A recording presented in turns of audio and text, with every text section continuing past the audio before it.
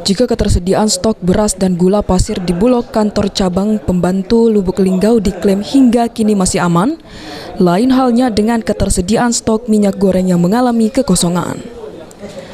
Di tengah harga minyak goreng yang cukup tinggi yakni berkisar Rp16.000 sampai Rp17.000 per liternya, di sejumlah pasar tradisional warga masyarakat berharap pemerintah segera melakukan stabilisasi harga melalui operasi pasar.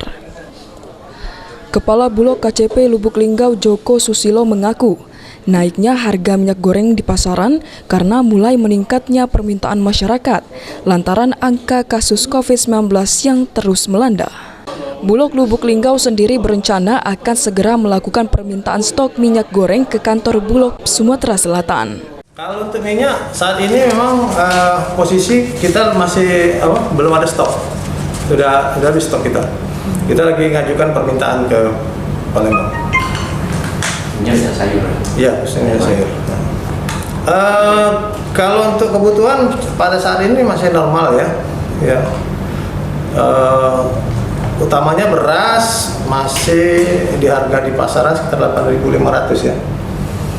Untuk kita jual juga ada yang 8.500. Sementara itu, stok komoditi pangan lainnya di Bulog KCP Lubuk Linggau seperti daging saat ini sebanyak 14.000 kg, gula pasir sebanyak 5.000 kg, serta beras sebanyak 280.000 ton. Trihajariah, PAL TV.